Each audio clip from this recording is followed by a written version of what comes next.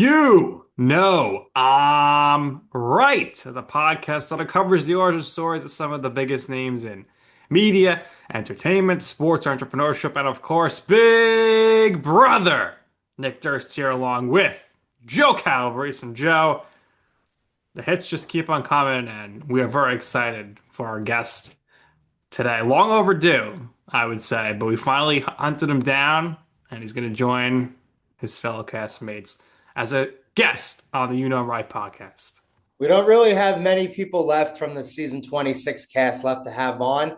Yep, the hits, they don't stop coming and they don't stop coming and they don't stop coming. And we're very, very happy to have him on. We'll talk about his Big Brother experience as we get ready for season 27 coming up here over the summer very, very shortly. We welcome the evil genius, Quinn Martin, to the show. Quinn, how you doing today, pal? I'm doing great. Finally, I can complete this Big Brother 26 rite of passage. Yes. All right, I've seen all the homies on this show. Finally, I get the call. I feel like a JV player getting their first call to varsity. I'm excited. Well, you didn't really necessarily play hard to get. I had to track that your email. I emailed you. You said yes, but one of your castmates, I'll just take a guess. Very hard to get. Actually found her number, texted her twice. Maybe it scared her, but she didn't answer. And we were thinking we are gonna get her on right away, but no luck so far. We'll see. Finding their number tells me maybe you don't want me to say. Is that Angela? There you go. I got her real estate number, so that's how. Because Yeah. if you look at her bio, for her email on Instagram, it just says at Gmail. There's no email address. It just says at Gmail. So not very tech savvy, as you know. I'm obsessed. That's the most Angela thing ever. That's what you're looking for. There's nothing fake about it. She's so funny. All right, more on Angela, of course, later. We can't talk Quinn 26 without Angela, of course. But you got a lot going on, Quinn. So I'm curious, when you first wake up in the morning or the afternoon, what's the first app you're checking on your phone? Oh, I love hopping on Blue Sky, Twitter. I tweet at like 5 in the morning. And so I gotta see are my tweets doing numbers? I gotta Yeah. I gotta check in and see how I'm being received. Those are definitely the first two that I check out. Likewise. Yeah. Very nice, very nice. Good answer. Let's talk about your underrated athletic ability. Now, in the Big Brother house, it's a mix of physical competitions, mental competitions. Obviously you performed well at the beginning, but let's go back to your roots. Let's talk about what it was like being a dual sport athlete in college. Yeah, man, I'm so slept on. All right, it's crazy. Right. They don't give these out for free, dude. My thighs are crazy. Yeah, I played soccer my entire life from age 3 all the way up to like what I literally played in a league until like up until I went into the Big Brother house. Wow. And then I started running cross country my junior year of high school just because one of the teams that I played on, soccer, we ran 3 miles every Sunday and I was beating clowns by like 5 minutes. And so I'm like, wait, I have an excuse to get out of class in addition to like marching band and soccer. So let me capitalize on this. And I was pretty quick and instantly started getting medals. So that kind of led me to the passion of running and stuff like that and Full into the speed college ahead. level. Yeah. So where did you go to college or what did you study? I went to Doane University. It's in Crete, Nebraska. I was a business administration major with minors in accounting and communication. I was homecoming Duke, student congress vice president, alumni liaison in my fraternity. I did it. I did it all in college. I made a point to be involved in everything. Sound like Joe in college. Well, we got a Swiss Army knife. Obviously, some of those skill sets translated into the Big Brother house. We'll talk about that in a bit. But let's talk about your profession. What is it like being a nurse recruiter? Like, what does your day-to-day look like? Yeah, so my time as a nurse recruiter, it's spent a lot of you search through this database of people since the pandemic is when we saw this like sharp increase in interest, and it's because of the pay, right? Hospitals needed nurses Yeah. more than ever, so they were willing to pay out, and so people would sign up, say that they're interested in travel nursing. You need to have been a nurse for a year, pass your NCLEX, all that stuff, like after a year in order to even qualify. And so a lot of my day-to-day life was just reaching out to nurses, gauging their interest. Those rates are starting to decrease. And so now it's like a little bit, it's like a convenience thing. Like, hey, do you want a 13-week contract? That sounds kind of like a lot of time away from your friends and family, in addition to you have to pay rent and stuff like that. And so, yeah, it's just reaching out to nurses all across the US, seeing if they're interested in traveling, where they would want to travel, and then you're cross-referencing that with do we have any jobs available? Everyone wants to work in Hawaii. Everyone wants to hang out with chemo, right? So it's like, Yeah. well, you've been a nurse for 2 years, and there's one job available in Hawaii. I don't know if you're going to beat out someone who's been doing it for 20, you know? So a lot of it, managing people where they're going to go. They want to go see the world, but I want to send you to Vermont, you know? Stuff like that. That's kind of like what the day-to-day is. Previous to that, I was a business development rep where I was making like 150 calls a day, 2 hours of talk time. So when I became a nurse recruiter, it's like 40 calls a day. And I'm like, oh, this is easy. We could take a nap. This is so lax. Still a lot of yapping though, so that definitely got you prepared for Big Brother, talking nonstop. So when did you decide to audition for Big Brother? What was your audition like? And ultimately, you got cast. So how did that realization set in when you found out? Since I was a kid, I've been a fan. I'm like a super fan of the show, and so I had always assumed I was going to be on the show, just like how you assume you're going to become Spider-Man. I was like, I'll be on Big Brother. My brother will be on Survivor. It'll be a thing. And then it's like I'm going through life, and I always had things to look forward to, right? Like when I was in middle school, I practiced with the high school team. So that was really exciting. I was like, I can't wait for high school ball. Then when I'm in high school, it's like, well, now I want to play at the next level. I play at the next level, and then it's like, well, I'm not about to be like a professional player. I'm not going to be a semi-pro. Like that's not in the cards for me. I'm 5'6", and so I'm like, what's next? I'm at work, bored out of my mind, and I get a FaceTime call from my friend PJ, who they let me know I have something cool to tell you. I'm like, what's up? And they're like, I'm going to be on American Idol. And Oh, I'm like, oh, snap. And I was so happy for him. I was like, that's so gas. Incredible singer.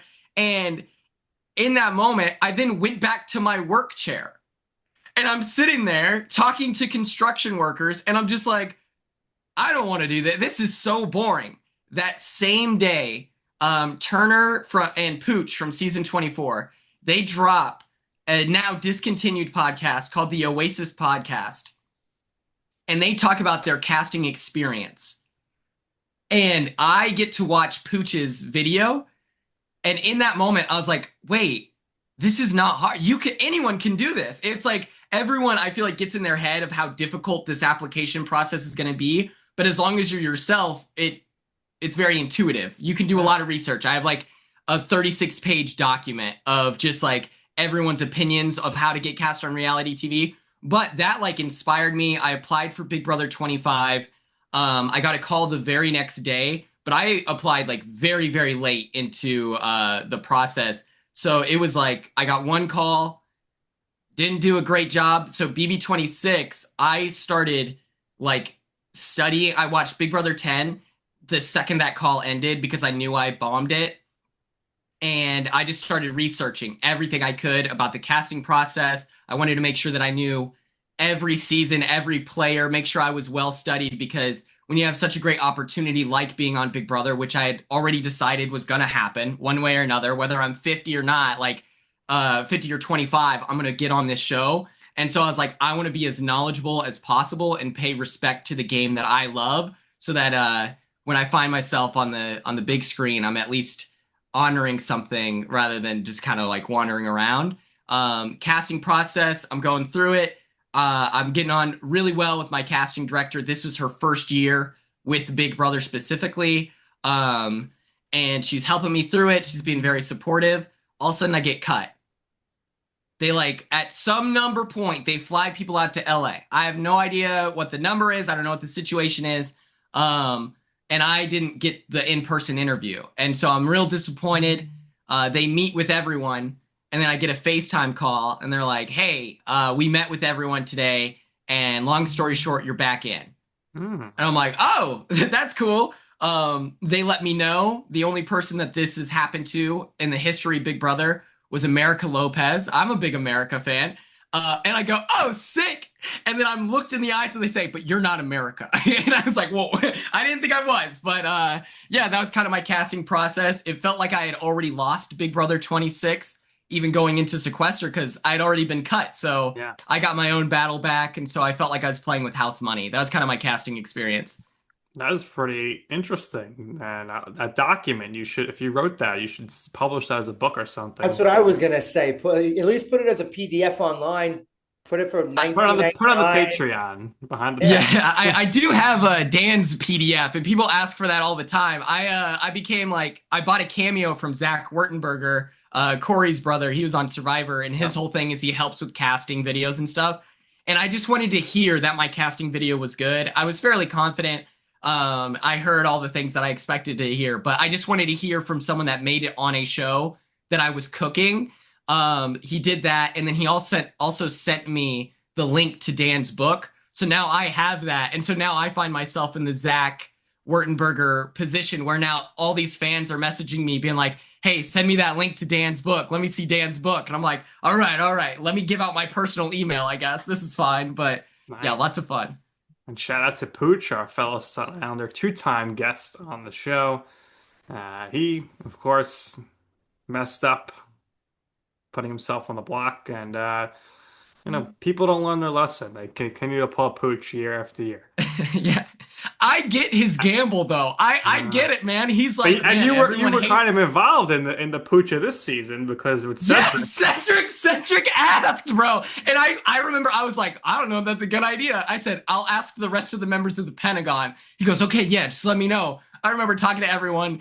And when I'm suggesting it to Cam, he's like kind of warming up to the idea that he would go on the block. And I'm like, no, Cam, no, not you. I was like, Cedric wants to go on the block. And he goes, yeah, I mean, if he wants to. I'm like, I don't want to piss off Rubina. So this makes my life easier. Like, sure. Cedric was just like one of the most positive people I've ever watched on the show. He just never just throw the evil at anybody.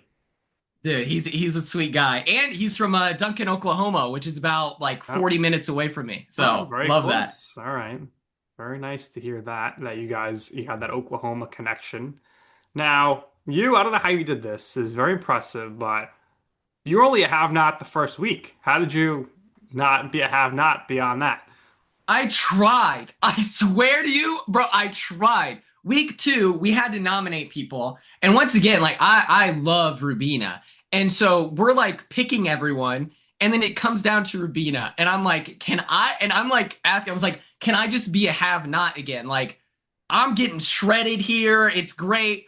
They said no. So then I give it to Rubina, and then it's like the wall comp, the first 4 people to fall off. I would need to be taken out with like an industrial sawzall to like jump. To be the first 4 is crazy. So missed that chance. And then with the egg competition, I look at everyone before we start the competition. I was like, I'm telling you right now, I'm gonna drop my egg. So I'm a have not. 'Cause I knew I was gonna win that shit. So, or am I allowed to curse here? Yeah, you good. Okay, cool. Crap. But I knew I was gonna win that HOH, so I was like, I'm gonna volunteer, toss my egg on the ground to be a have-not, so I seem like a good guy, and then it's like just emptying one person in that have-not room, like it's fine. So I would have loved to be a have-not multiple times. It just never happened, which I thought was so lame. I was like, give it to me, please. Especially after Tucker broke slop. He figured out how to make it into a dough. And so then we had slitza, where it's slop pizza. And Leave it it to the straight up chef. was delicious. Dude, yeah, I was gonna say, food scientist, I don't know if production thought this was gonna happen, but he did it. And if anyone's on Big Brother 27 and you're watching this, Venmo Tucker Delorier, the man from Boston, $100,000 if you got it, so he'll send you this slitza recipe because it'll save being a have-not. Tucker, another one of our guys, reached out to him a couple times since the show aired. He's been a guest with us for a couple of Yeah. times. He's so cool. I feel like the slop thing, there have been a couple of people through the years who have figured out how to make it manageable. Now, just so as a refresher for people, like what is the texture of it? It's got like an oatmeal type of texture, but obviously it doesn't taste the same, right? Imagine you had like you're at a county fair and you have your bowl of oatmeal and you're in the like parking lot where it's all gravel, huge gust of wind. And now there's dirt, gravel, rocks, twigs. There's like a praying mantis in there. That's what it feels like to eat slop. It suppresses your appetite. Before we cracked the code of Slitsa, I was eating like, I'm not even kidding, 2 spoonfuls of slop a day, and then I was good. And it was like, I don't feel hungry anymore. I'm obviously dying. You're I getting was I shredded lost though. yeah, I was like I lost 15 pounds like while I was a have not. Like I'm just guessing because I lost 10 pounds by the time I got to the jury house and I was looking way skinnier week 1. So I'm like, if I had to guess, we were around 15 pounds there. But And most people yeah, gain a dude. lot of weight in the house. Yeah, yeah, which I don't, dude. I'm like I have ADHD. I need to be doing something, and I was like, I was fighting my demons to not snack all day. I was like, you can't do it. Come on, man. Just drink these yerba Yeah. mates and think about Walk something us through else. a typical day as far as like, when the time you wake up to when you go to sleep and like the eating aspect of things in there as well. And, late night strategy out in the backyard, you got to be eating the Oh yeah. popcorn, all that stuff. I would say you wake up bright and early. They say that you're supposed to, that like the curfew is like 10 to 8 is for you. We're getting up at like 6 or 7. Um, they play songs in the morning. This isn't like, behind the scene, everyone knows this, but it's like they play songs in the morning. And at the start of the game, I would like get out of bed and dance with everyone, throw some butt, as Angela would say. Um, just have a good time. By the end of the game, I was like, these 3 extra songs are my alarm clock, and I'm just gonna sleep through them to try to find peace. Let my body get used to it. But yeah, you wake up really early. I'm not really a breakfast guy. Um, you chill outside, you sweat. It's so hot in the backyard. So then you have to shower. Um, in the shower, everyone wants to talk to you. I couldn't make sense of it. Like right after Tucker calls me out for that veto ceremony where he's saving Angela, I hadn't showered that day, so I didn't like the way my hair looked. And so I was like, before I talk strategy with everyone, I'm gonna jump in the shower so that I look good on camera. And I'm in the shower with no microphone on. And one by one, Joseph's walking up to me. He's like, "Hey, we're good." And I'm like, "Bro, I'm in the shower." Then Brooklyn walks up. She's like, "Hey, we're good, we're good." Leah walks up, and I'm like, "Guys, get out of here, please." But yeah, people will bother you in the shower no matter what. Um, there's a lot of just like laying out, waiting for someone to walk into the room with you. It's kind of awkward, like just pacing around the house. It feels a little schemy, a little suspicious. Um, lunch, I'm a tortilla. Brooklyn will roast me for this, but I'm a tortilla down, shredded cheese, whatever you have in the fridge, you turn it into a quesadilla, black olives, sour cream, shred up. I live on that like college diet. Yeah. Even though I graduated, I like the way it tastes. And then for dinner, I was lucky enough to have Tucker in the house. I never got to taste Lisa's cooking. We had Leah, we had Brooklyn, we had Mackenzie, even Angela cooked for us at one point. So it was like we had 5 people more than happy to cook for the house for dinner time. Yeah. So it was just like And I was how was on dish Tucker's duty. cooking? Because Tucker, you talked a big game about being a chef. He's cracked. There was one time where, and I joked with him in the house. I was like, "You set me up." He made this soup, and I was assuming that it was like, they gave us the materials. He's a food scientist, so he's just experimenting. He's sprinkling stuff in there. I ate it, and I was shitting my pants. Sabotaging the Like, competition. for like 6 hours. And I was like, "You tried to take me out, dude." And he's just like smiling through it. And I was like, "You're sick and twisted, man. I can't believe you did this to me." But what's crazy is even the soup that was like had me in the bathroom. I was ready to be medevaced. That tasted delicious. I was like, "This is insane." So yeah, I had a lot of really, really good chefs in the Big Brother house. I tried to ask for the materials to cook, which would have been like bagel bites, I love like chicken wings, buffalo chicken wings. And then I was like, and I want 2 liters of Code Red Mountain Dew. Like I really wanted to provide my chefing ability for the house, and we never got it. I did teach Tucker some cooking, which is you have those oven ready pizzas. You crumple up tortilla chips or Doritos over the pizza, and then you get shredded cheese and put that over the chips, and then it makes it into a nacho pizza. It's Wow. delicious. I mean, It's straight what was going straight on in gas the pack. Doan dorms? I mean, everyone must be coming to Yeah. Quinn for the. Oh yeah. Well, between the cooking secrets, the slop stuff, the casting stuff, I mean, some may call you a visionary. Now, I don't know if you're going to necessarily understand this reference, but Nick and I, we're huge pro wrestling fans. So there is a character, there is a performer. His name is Seth Rollins. He is a visionary and he is a revolutionary. Is Uh, he a showstopper? is he Or am what? I is he a showstopper too? Oh, well, That's HBK. I was going to say that's Shawn Michaels. That's so embarrassing. I'm sorry. I stepped on your intro. I'm sorry. I'm sorry. I was No, like, no, I no, know what no, you're you're talking about, but good. no, I was wrong. I killed it. I'm so sorry. Was your visionary kind of gimmick inspired like that, or?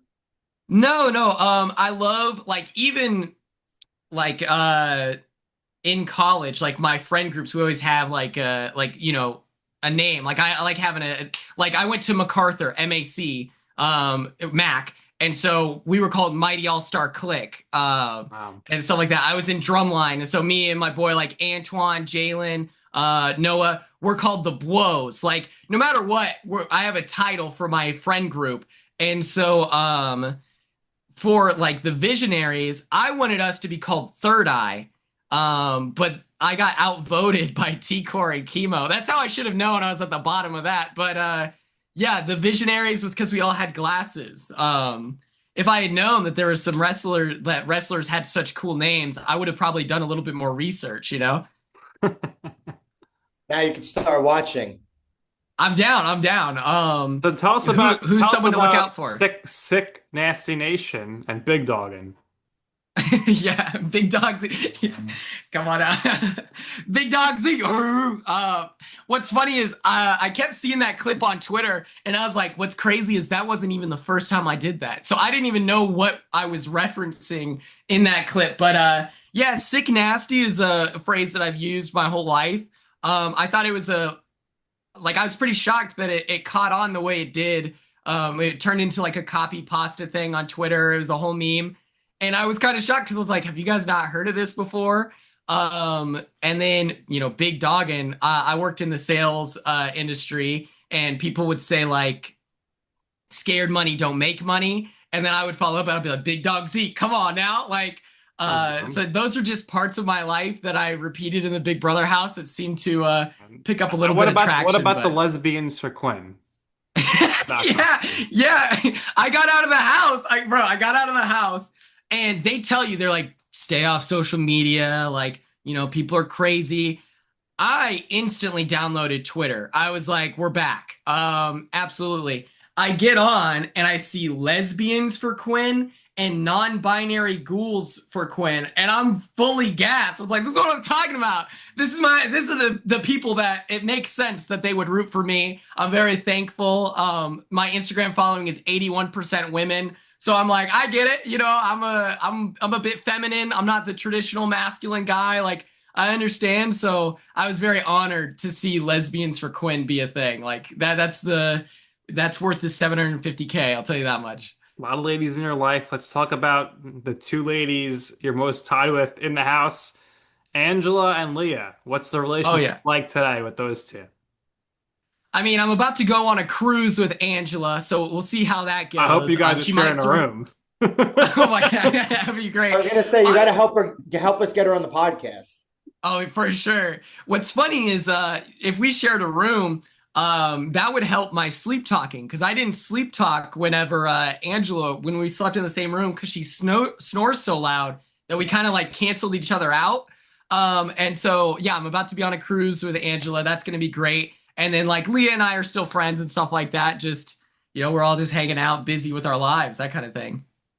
Okay, so in the show, you're the visionary, right? So who did you view as your biggest threat in the game while you're playing it? Is there somebody early on you said, if I don't win this, this person's going to win?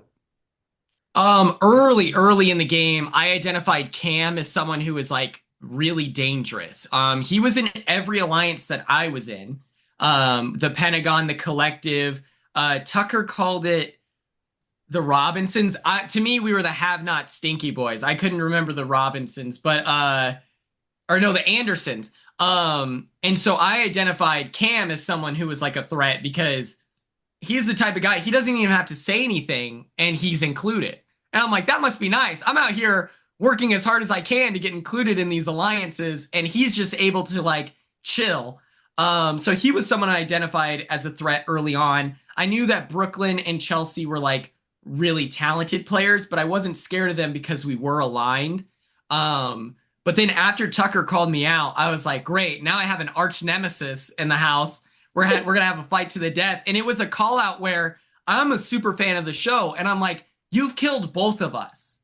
Neither of us wins in this situation. When you have such a public beef with someone, Yeah. it takes gallons of effort. Like it takes the impossible for either of us to be able to make it to the end because it's just such a turbulent story, and it takes genuine talent to be able to play around those rivalries. And so when he does that, number one, we're aligned. Number two, he wanted to work with like Cedric and can't. He like tried to form this all men's alliance, and I'm like, brother, you don't like Cedric in the house. Like Tucker and Cedric were not like the besties. You know, it was only week 3, so. And I'm like, you don't even like Cedric. We have rapport, Tucker. We're friends. Why did you do this? And so, yeah, I would say Tucker definitely became my biggest threat to win. Come the jury stage, I was nervous about having Angela there just because she had 0 win equity. So I'm like, any one of us is so selfish that we will take her to the end. Like if we get in the final 3, am I going to sit there and be like, you know what? Chelsea, we did this together. Let's go. No, I'm taking Angela 100%. So I saw Angela as a huge threat to my game just because I was like, I want to open up those 2 chairs for finale night. And I feel like she's going to fill up those seats. And it took a double eviction to get her out because it was like, no matter who she was sitting next to, it's like, well, they had more win equity, so you got to take them out. Right. And if anybody let Angela get to the final 2, she probably would have won because she would have. No. Yeah, I think so because she would have broke the record for most times on the block, and she would have had the 2 HOHs. I think she was a dangerous person, Joe. Well, as the game went on, she was dangerous. At the beginning, everybody about taking her to the end. But as she went on, then she became a threat, and everybody was like, "Uh-oh, we let her in the house too long." I do want to say she was one of the comp beasts of our season. I said that throughout the whole season. She was really good at these competitions. She was very unpredictable. So that's, when you talk about being dangerous, but in terms of win equity, this to me wasn't a like Taylor situation. At one point, T-Core compared Mackenzie to Taylor, and I'm like, Taylor Hale, it's not comparable there. A lot of that was self-imposed. Like, she's lashing out at people. She's being like, whatever. That's why she wasn't fitting in.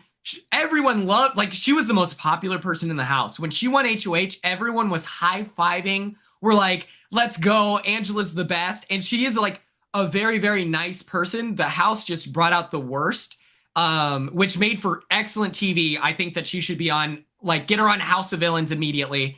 But it's just like, think like, between Angela and Tucker, I mean, that was probably this house was like unbelievable between the first 6 weeks. They're just breaking the mold between Tucker's calling house meetings, calling you out, which was like the most awkward thing you could ever imagine. And I wasn't even there. He's going up to people. You have the power. You have the power.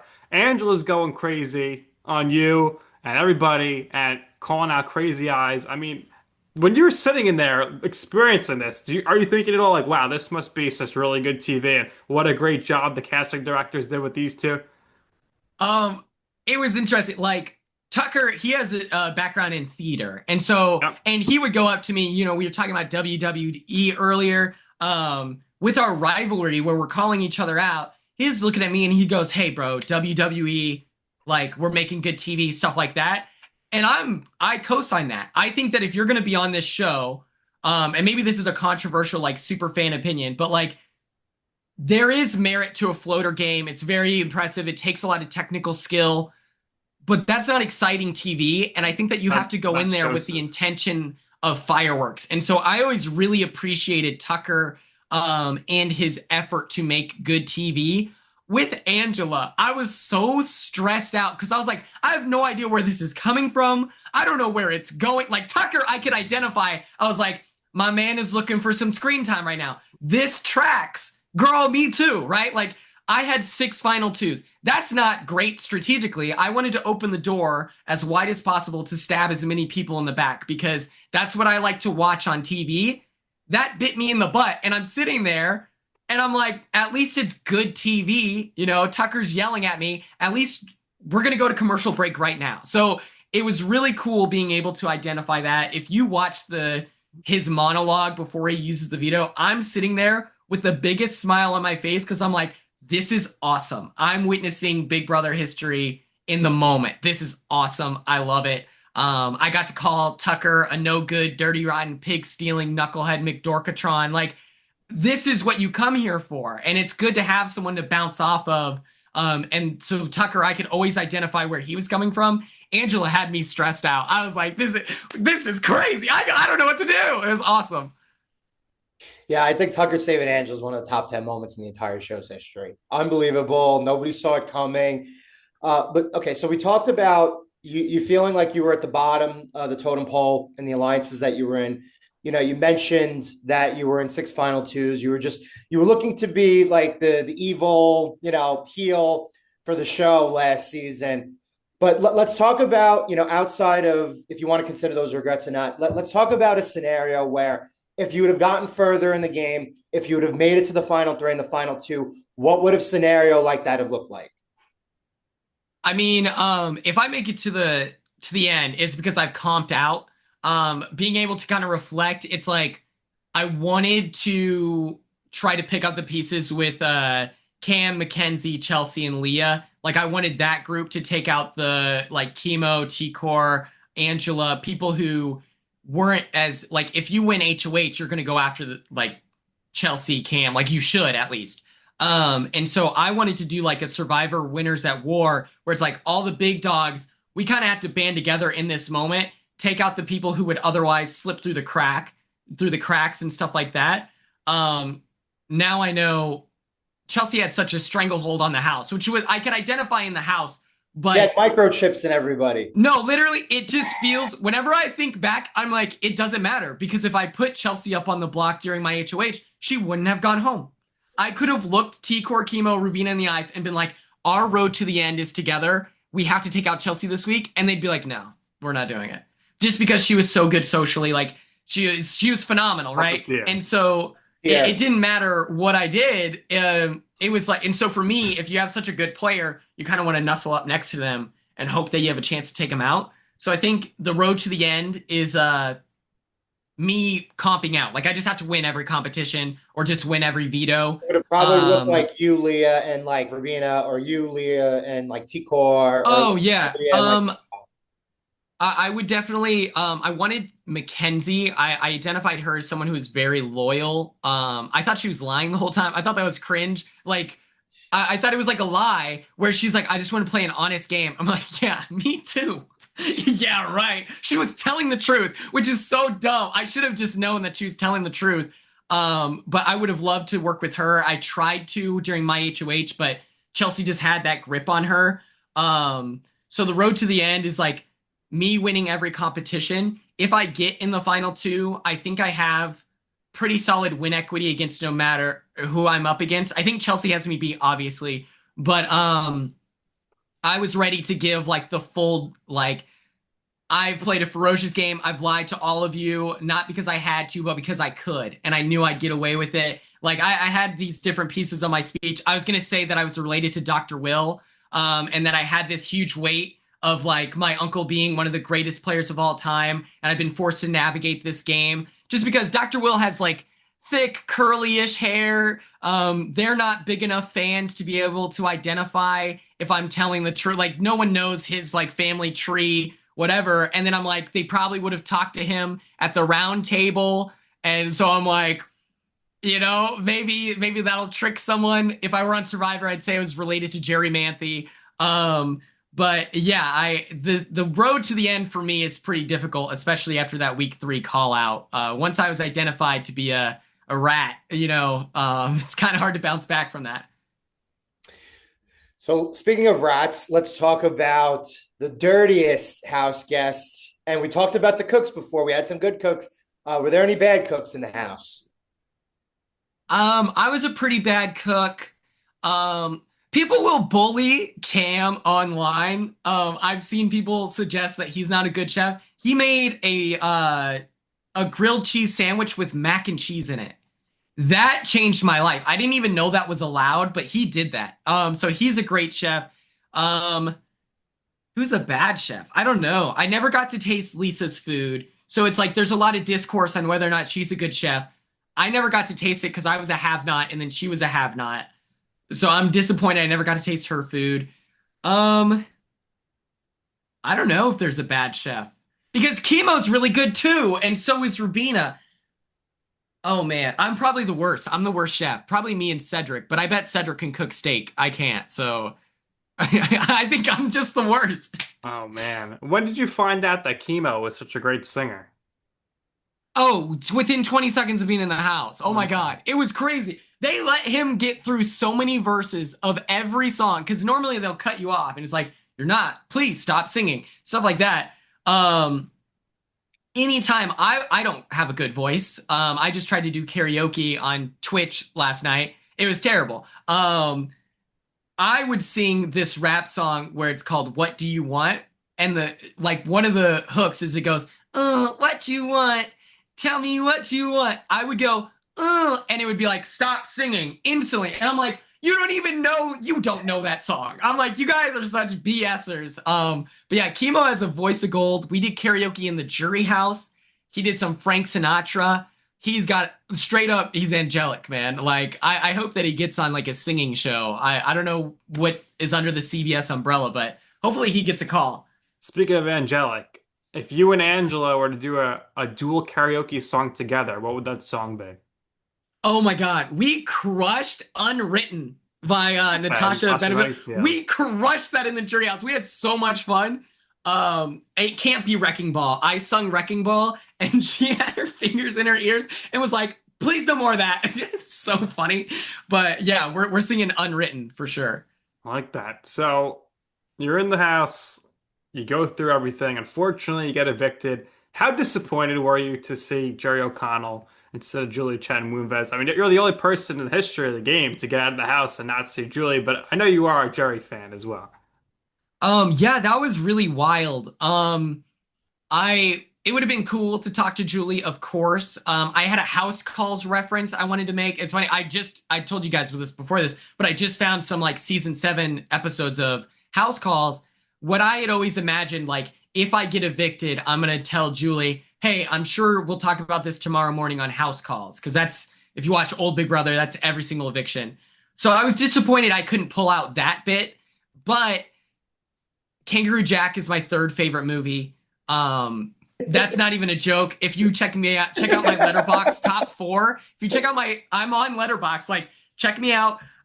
So Kangaroo Jack, top 3 favorite movie. And so when I saw him, I was like, that's pretty sick. Must My have name been is a Quinn. shock when he popped up on the screen before he said Oh it. yeah. We were so confused because over the thing, they're like, we were running behind schedule. And she Did was you like, think it was a twist? AI. yeah.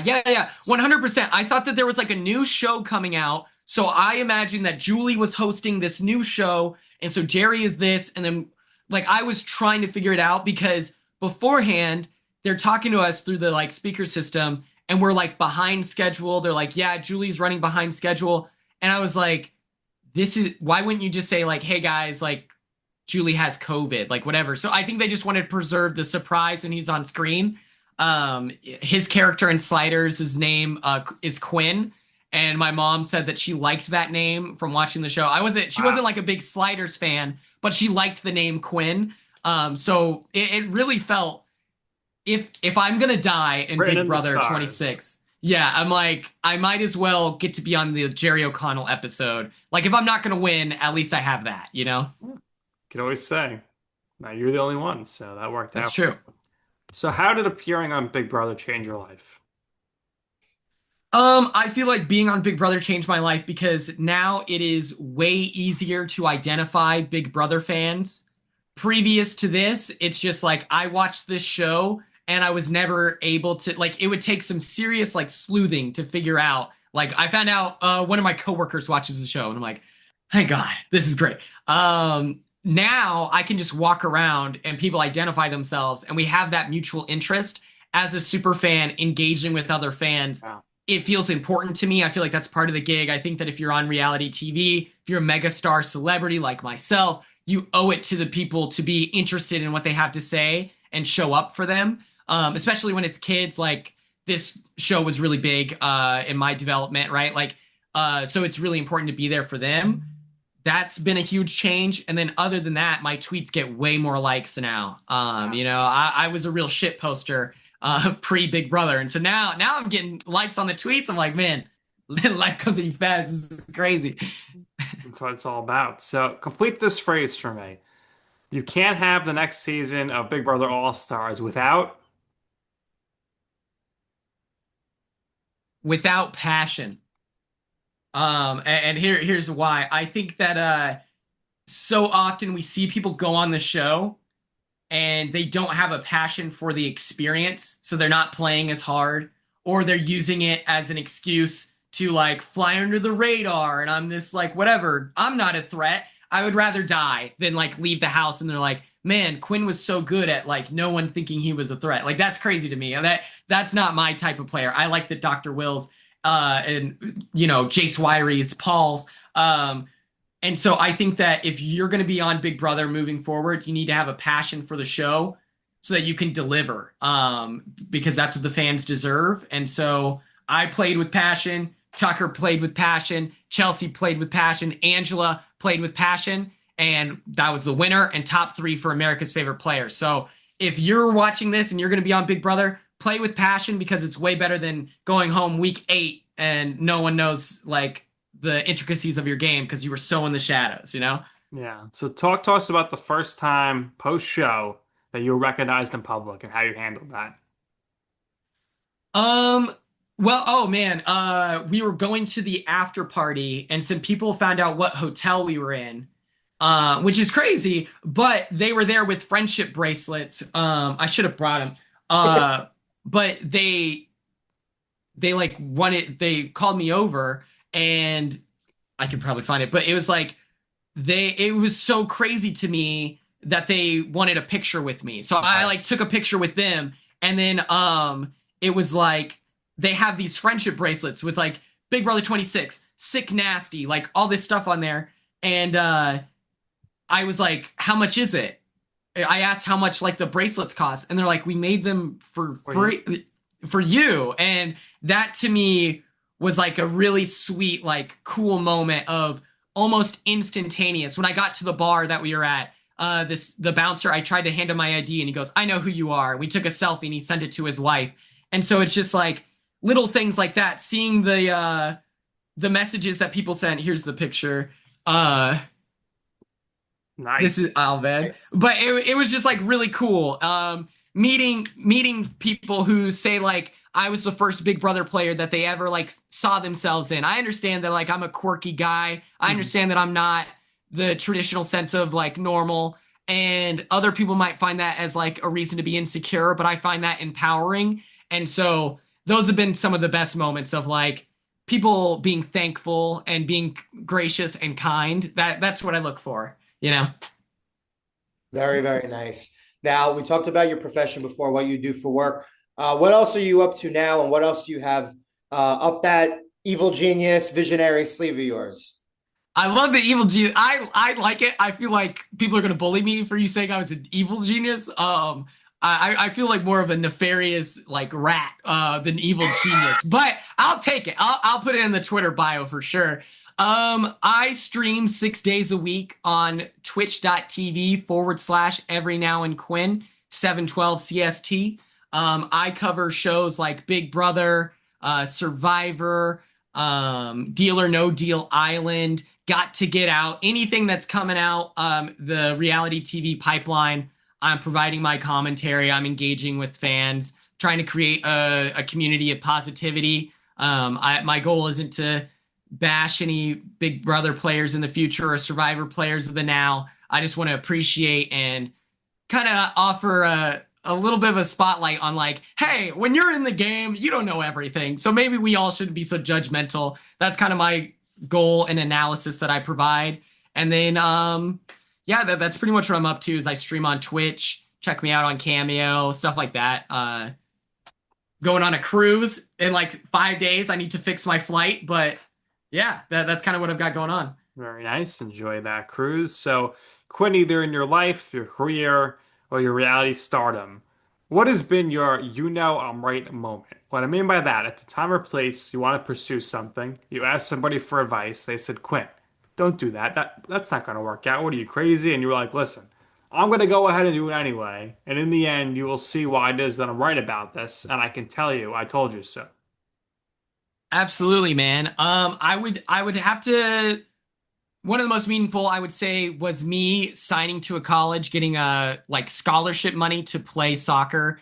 Um, I'm from a city, Lawton, Oklahoma, the Shady 580. Not a lot of people The shade. leave our city to Yeah. play college sports. If they do, they're walk-ons, which there's nothing wrong with that. But then usually what happens is people drop out. I was a referee from sixth grade all the way up until I was a sophomore in college. So like when Cedric said that he was from Duncan, Oklahoma, I was like, and he played every sport. I was like, I probably refereed his soccer game. So I was Right. like, that's crazy. But as a young athlete, I wanted nothing more than to play at the next level. So I asked one of my coaches, Mike Cummins, I asked him to write me a letter of recommendation, and he had a very honest conversation with me saying that I'm 5'6" and that no team is going to want me at the next level. And that like all they'll do is they'll bring me on as a preferred walk-on to be an equipment manager just so that they can get like more grant money by having more players on the roster. Right. Or like more budget from the school by having more players on the roster. Pretty much just let me know he would not be helping me at all. So I was like, that's crazy. I said that to his face, and I was like, I can't believe that you are a coach and that you're this wrong.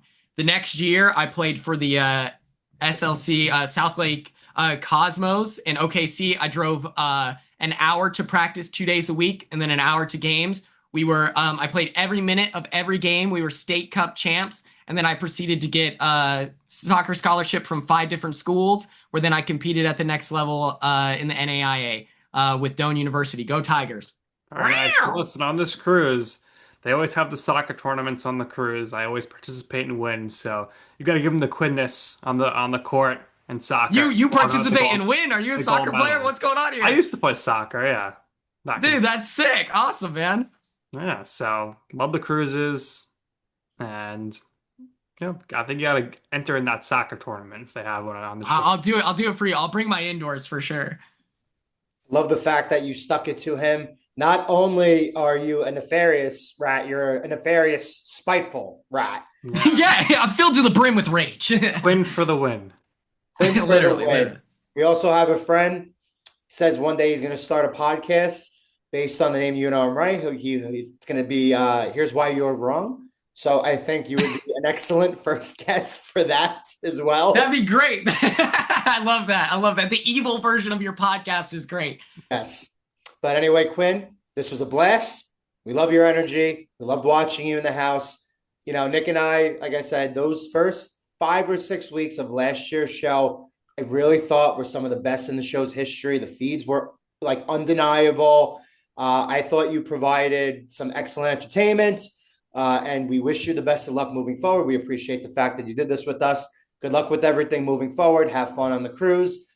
And what we do here is we always give our guests the last word. So kind of share before what you were doing on Twitch. So where else can we find you? And if there's anything else you would personally like to share or promote for yourself or the people who are following you, by all means, go ahead. But once again, we thank you, man, for your time. We love this.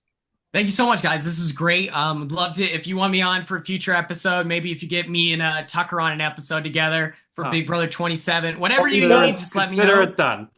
we've also Great. had roundtable discussion episodes. Last year we did it around the holidays. We did one for Thanksgiving, one for Christmas, one for Yeah, we had New a Year's, we one had for an the Super all-star Bowl. episode. We had Jag on with All right. Chelsea, Tucker, Yo, and Matt. Jag's the guy. Yes, dude. Oh my Tag god. is And really, really Chelsea. cool. So we'll definitely have you on. Absolutely. Absolutely. Thank you so much. Check me out, everyone, on Twitch, every now and Quinn, or check me out on Instagram. I believe that we will Quinn. And I know that Um, now that I know you're a soccer guy, I know you took that from the USA chant of soccer. yes, bro. I jumped on that like a grenade. I was like I think I was a freshman in high school. I jumped on that username like that. And then other than that, burn bright, die young. Let's go. All right, Quinn, this has been a pleasure. Unfortunately, we're not going to see you at the Big Brother premiere party in New York. It looks like you're going to be out in Dallas. That's true. Everyone So pull it to the Dallas watch party. Come New on. York's New York's going to be where it's at. So we'll be there Hell yeah. with some people. Cedric's going up to Boston. I don't know I know, what he's I shooting up there. saw that. Boston. Boston is so close to New York. They might as well just link up. What are we Exactly. doing? I mean, I know Kenny's, yeah, but that Big Brother premiere party that Kenny's hosting, they have two people from Big Brother. So some wires And get Justin, crossed. everyone pull up to Luigi's in what is it, Revere? That's Justin's pizza shop. All right, fair enough. All right, Quinn, this has been awesome. Thank you for your time. And I'm sure it's going to be weird for you to watch this upcoming season after having lived it in person out of the house. So I'm gassed, bro. I love this show. I watched our season back, and the whole time I was like, man, this show rocks. I love it. I'm hyped. TV. all gas, no brakes. That's going to do it here for this episode of You Know I'm Right. For our very special guest, Quinn Martin, my co-host Joe Calabrese. I am Nick Durst, and this has been You Know I'm Right.